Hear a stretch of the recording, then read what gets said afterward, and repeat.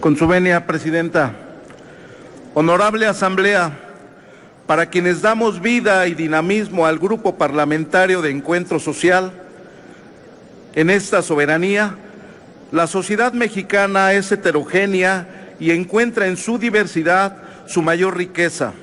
No la vemos como una masa uniforme y por ende aspiramos a que todos los mexicanos sean iguales, pero solamente ante la ley.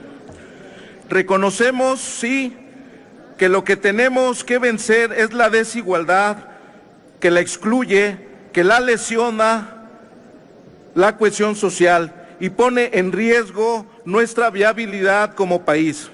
En tal sentido, creemos que el tratamiento de iguales a los iguales y desigual a los desiguales es una de esas piedras angulares de la justicia.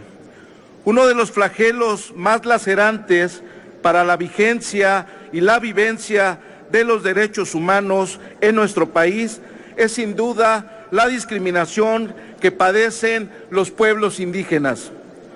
Recientemente, la relatora especial sobre los derechos humanos de pueblos indígenas, en su informe de la visita realizada en noviembre de 2017, concluye que desde 2003 los pueblos indígenas continúan enfrentando graves desafíos en el ejercicio de sus derechos. El Estado mexicano ratificó el 5 de septiembre de 1990 el Convenio 169 sobre pueblos indígenas y tribales, y de conformidad con la reforma constitucional en materia de derechos humanos de 2011, es de observancia general.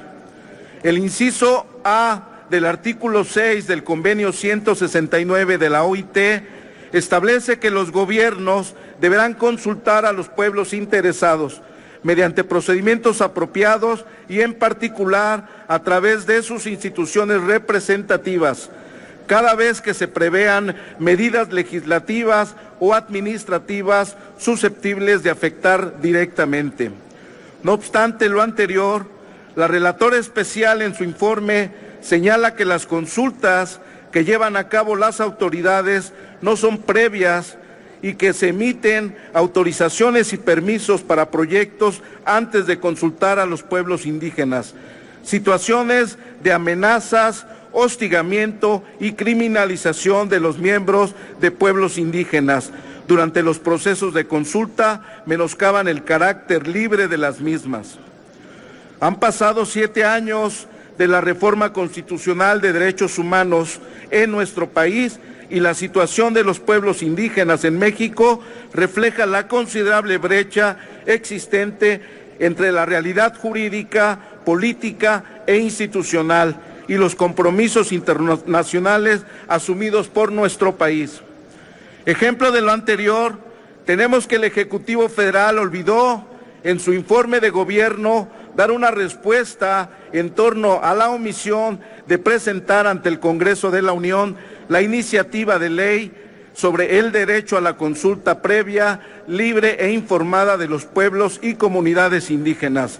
Este requerimiento fue formulado por la Comisión Nacional de Derechos Humanos el 11 de julio del 2016 en la Recomendación General número 27, /2016.